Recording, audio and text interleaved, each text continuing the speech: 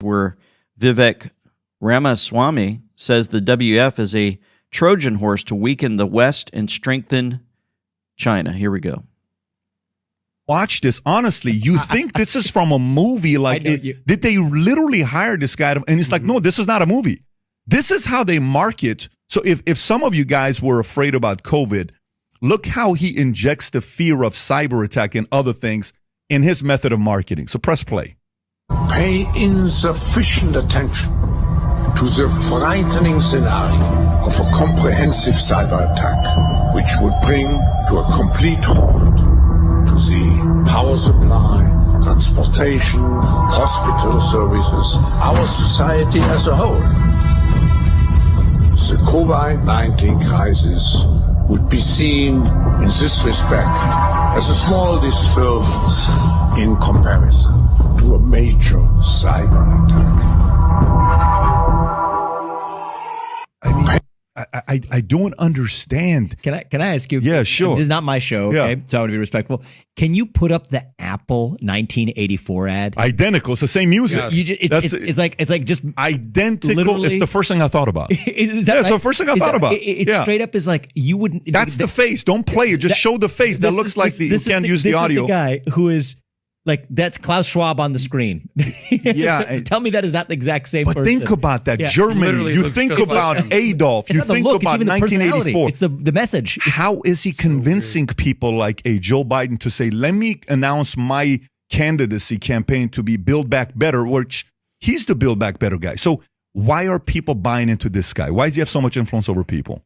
So the answer comes down to money, actually. So it comes down to money. But he doesn't have money. He doesn't have money. No. It's not even this man. I mean, I gotta tell you something. I was asked by the Wall Street Journal to review a book that he wrote, in like early 2020 or 2021, right, a couple years ago.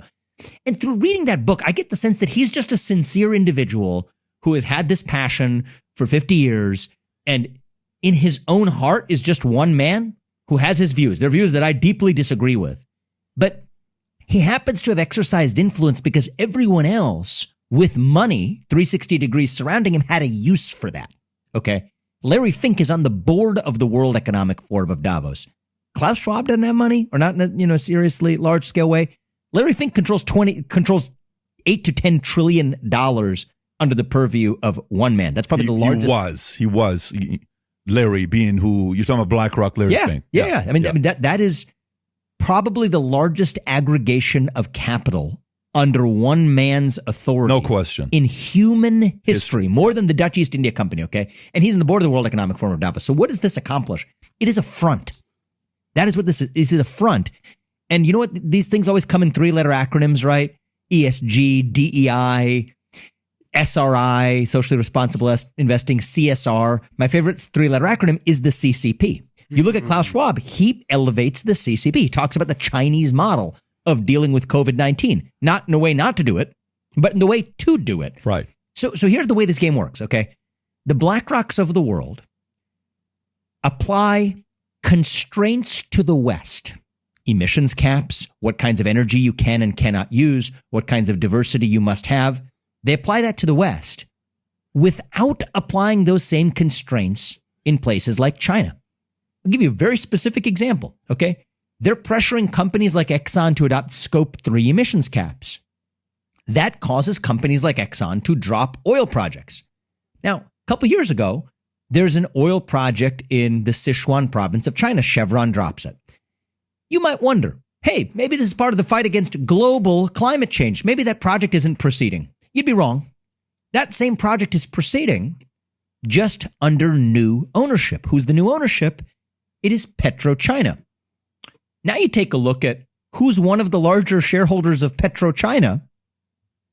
It is none other than BlackRock, the same party who's pressuring firms like Exxon and Chevron. Yeah. So the interesting thing here is that take it from the left hand and give it to the right. That's last time I checked, we're supposed to be fighting global climate change. I'm just saying a 3-card Monty going on. Follow the money. It's and like then the one World way or Economic another. Forum is this front that gives this, that sort of creates this veneer of legitimacy when in fact, because it's a nonprofit global allegiance and organization conceived by this elderly Swiss gentleman, Klaus Schwab, when in fact it is just a vehicle for advancing an agenda that impedes the objectives of the West without laying a finger on China or the Chinese economy.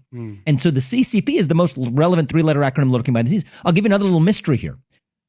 Why is it part of the global ESG agenda to be hostile towards nuclear energy? So the first paradox is, why do they shift production to China and they're okay with it? Oh, and by the way, for any climate activists listening to this, I mean, just to give you a fact to think about tonight when you go to bed, methane leakage, a unit of methane is 80 times worse for global warming than carbon dioxide. Okay. People talk about carbon emissions. Well, if you want to actually have a database debate, you can't just talk about carbon. You have to talk about the difference between carbon dioxide, methane, and other forms of carbon. Turns out methane leakage is 80 times worse for global warming than carbon dioxide. Guess where methane leakage is worse? In places like Russia and China. So when you shift production from the US to other parts of the world, it's not just that it's net neutral with woke washing.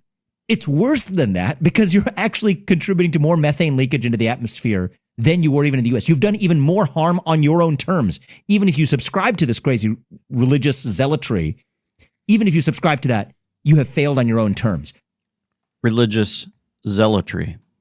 It is a religion, a cult that these guys belong to. They're flying in for their annual cult meeting.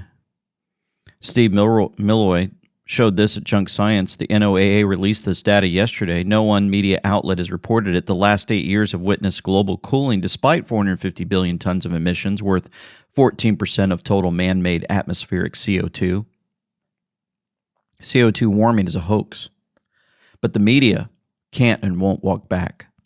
CO2 hysteria. They want you living in fear.